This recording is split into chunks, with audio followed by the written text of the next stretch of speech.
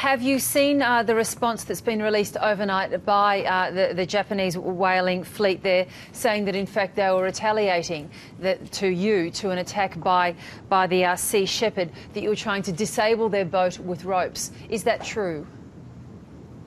I've just had a chance to read that report, and it's an absolute lie. Our media team is right now working out to put out a release that actually shows the entire sequence of events.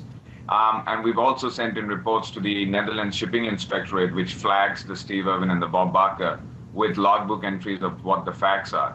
The real fact is that the Steve Irwin and the Bob Barker were tailing the Nishin Maru at a safe distance, ready to block the slipway should any illegal whaling operations occur. And the Yushin Maru number 1, and the Yushin Maru number 3 overnight attacked about 86 attempts to foul the propellers of the Steve Irwin and the Bob Barker.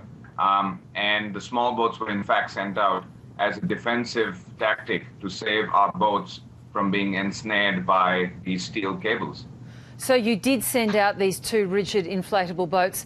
Did they have ropes on them, and did you attempt to somehow deploy these ropes against those large vessels?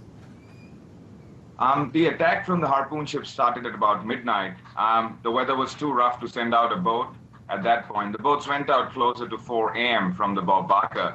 And I believe the boats just had gone out to try and prevent the harpoon ships from crossing in front of the Bob Barker and the Steve Irwin, and to keep them from attempting to foul us every time. Okay, I'm going to jump in here, and I apologise for doing that. It's just that our time is very tight, and we do need to, I think, just get to the essence of this. Were you attempting to somehow stop those vessels with ropes? And if that's the case, don't you always anticipate that the Japanese fleet is going to retaliate against you? Sorry, I missed that question. Could you say it again, please? Did you attempt to disable the boat in any way using ropes? And if you do stuff like this, don't you always anticipate that the Japanese fleet will retaliate?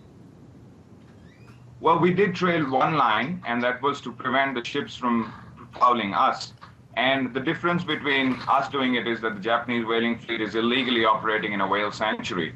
Sea Shepherd is upholding the ship and trying to thwart their illegal operations. And without provocation, the 3 Japanese whaling ships towed about 300 meters of steel cable and launched an attack for over 9 hours. It's way more aggressive than what Sea Shepherd has ever done. And yes, we do expect retaliation, but that doesn't mean that the retaliation should not be exposed, and that it is wrong for an illegal whaling fleet to have a free ticket to go out to the Southern Ocean and do exactly what it wants to. And just a quick final question, given that neither of the 2 sides, neither yours nor Japan's, seem like you're resiling from anything that you're doing in the Southern Ocean. Are these clashes between the 2 of you, they're going to end with some sort of casualty at some point, aren't they? Well, I don't believe. Sea Shepherd has operated for 35 years without a single casualty, taking direct action on the high seas. And I'm sure that we are going to continue that record. We are here to stand and oppose and stop the illegal whaling operations. And the Australian customs planes, which was promised, was supposed to come down and monitor these clashes. So this would be a perfect opportunity for Greg Hunt to send down that plane. And it also proves that a plane is incapable of completely monitoring the hunt. If it's serious, there should have been a vessel down here to stop exactly what was happening last night. Sid Chakravarty, good to talk to you. Thanks for making time.